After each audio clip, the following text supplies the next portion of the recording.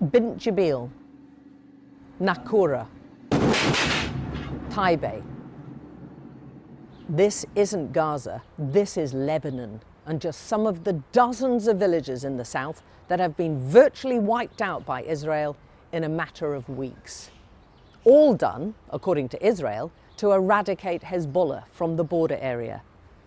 A lot of this destruction has been caught on camera. Most of the IDF activity has been concentrated between the Lebanese-Israel border and what Israel is calling a forward defense line. Legal experts and many Lebanese say it's an illegal occupation by any other name. And Israeli ministers are voicing plans to push even deeper into Lebanese territory.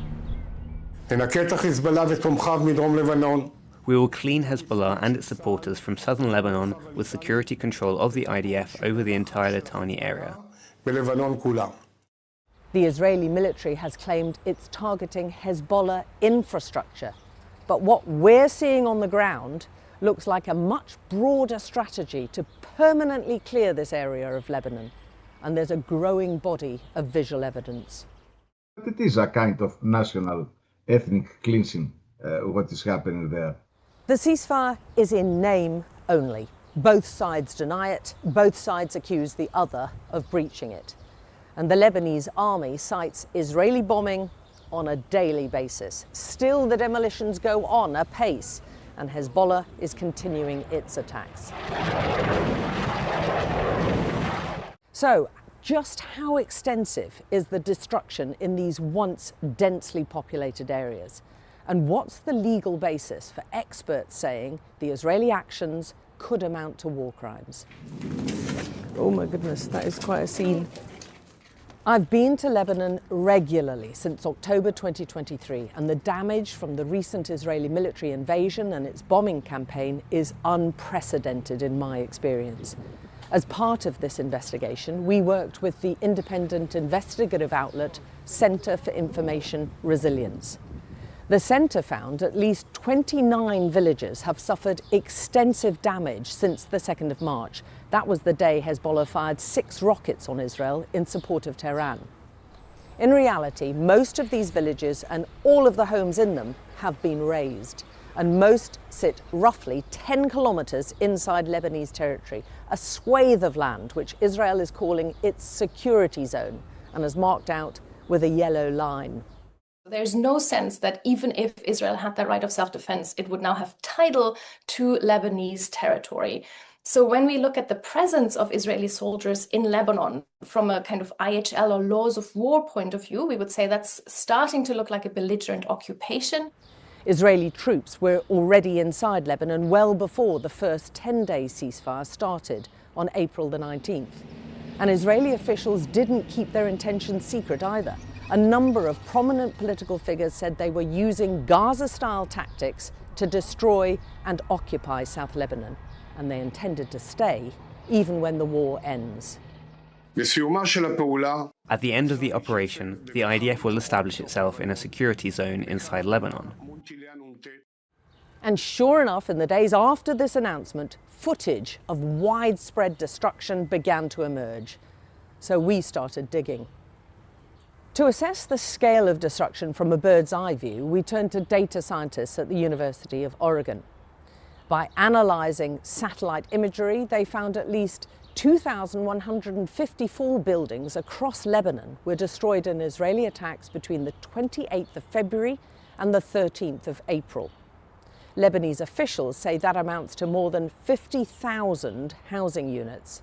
Sky News' own analysis found that nearly half of that damage is outside the self-declared Israeli security zone. The city of Nabatea is one of those areas. It sits north of the area occupied by Israel. Footage shows multiple airstrikes in recent weeks. Tyre, the capital of South Lebanon, is another city outside the zone that Israel has marked out. Yet the Israeli military has issued repeated orders for residents to leave the area, and it's been bombed multiple times, even after the ceasefire was announced. Where can I go? Nadia says. I have nowhere and I don't have money, and most of her family, she says, are already displaced. We've verified footage circulating online from villages inside the Israeli so-called buffer zone that shows not only airstrikes, but massive controlled demolitions, wiping out entire neighborhoods, homes, roads, and schools. This video from the 16th of April shows the demolition of a school in northwestern Marawahin in southern Lebanon. Footage shows a cable lighting up, a massive dust cloud as the school explodes and crumbles in on itself. The IDF didn't respond to our questions about these incidents. Bint Jabil in the southeast was also amongst the towns subjected to huge demolitions like this. This footage, which we verified, shows a controlled demolition of a government building in the town. Controlled demolitions have very different characteristics to airstrikes. Weapons analysts told us a cable's often seen lighting up right before the explosion. The impact's also very distinct in terms of scale and the projection of the blast, as well as the way the buildings collapse. The aim usually of these explosions is to knock out key internal structures. Those could be columns, load-bearing walls, and the aim of those is to collapse the buildings inward and on top of themselves rather than scatter unpredictably. Black smoke follows the airstrikes, while controlled demolitions are followed by dust clouds, so shape and color are important. These demolitions mirror Israel's near-complete destruction of Gaza. Israel's also been deploying construction vehicles across southern Lebanon. A bulldozer was spotted on the streets of Nakura. We geolocated it and found the video was shot 80 meters away from the UN's South Lebanon headquarters. And destroying solar panels in the Christian village of Debel, which were used to provide power to the town's inhabitants and water station. This footage shows 2 Israeli construction vehicles along the Lebanese border. Israel is the occupying power here to the extent that it establishes effective control over the territory. That means it must obey by the 4th Geneva Convention. It can't just level towns, it can't just displace people. The IDF told us it takes all feasible measures to protect civilians. They replied to our queries about the high number of civilian deaths and the widespread destruction of civilian buildings by saying it issued advanced warnings of strikes. And they insist it only destroys military objectives, although it rarely provides evidence to support these claims.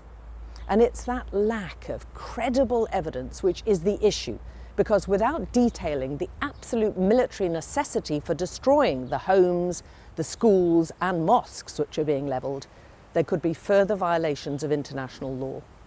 You would have to ask, was that object actually a military objective? That is an analysis that attaches to each specific object that gets destroyed. So when Israel says in advance, we're going to level a village, then it in some sense suggests it's not going to undertake that analysis attack by attack.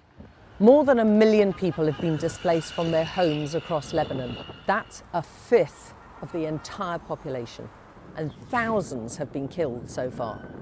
The ceasefire gave hope and even encouraged some residents to return to their homes in the south.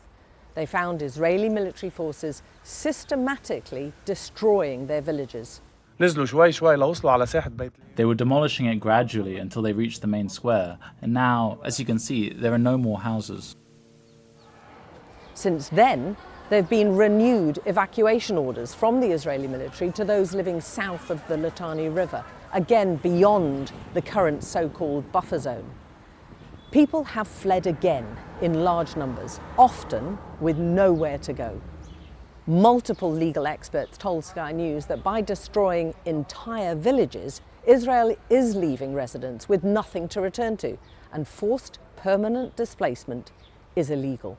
Forced displacement, it is a war crime, a crime against humanity. It is obvious in my understanding that it is what's happening now in South Lebanon. Of course, this is not just a huge violation of human rights, it is a blatant violation of the United Nations Charter. It is occupation of a sovereign state as Lebanon is. The IDF insists its troops are only in Lebanon right now to protect Israeli citizens from Hezbollah and will remain there until the group is destroyed. You can't just say, for our national security, it's actually better if nobody lives there. That does not meet the legal bar. That is something that characterizes Israel's conduct in Gaza and in Lebanon, that disregard for leaving anything standing that a civilian population requires in the long term. A UN report recently found that in many of Israel's attacks, no effective warnings have been given to allow civilians to evacuate safely. The report also highlighted that Hezbollah's firing of unguided rockets into residential areas in northern Israel, which have damaged buildings and other civilian infrastructure, may also constitute violations of international law. The two sides have both continued striking each other's territory, even after the ceasefire was announced. The Hezbollah leader says the group will never disarm and fight until its last breath. He's issued a list of demands to end the war, and central to that is that Israeli troops pull out and stop their destruction of Lebanese communities. Key Israeli politicians have signalled their troops are going to stay occupying Lebanese territory, with or without a ceasefire, until Israel decides Hezbollah is destroyed. Demolitions, airstrikes and rocket fire continue. A true ceasefire remains out of reach. For the huge numbers of displaced Lebanese, the future is horrendously uncertain and dangerous, with no sign the war will end soon.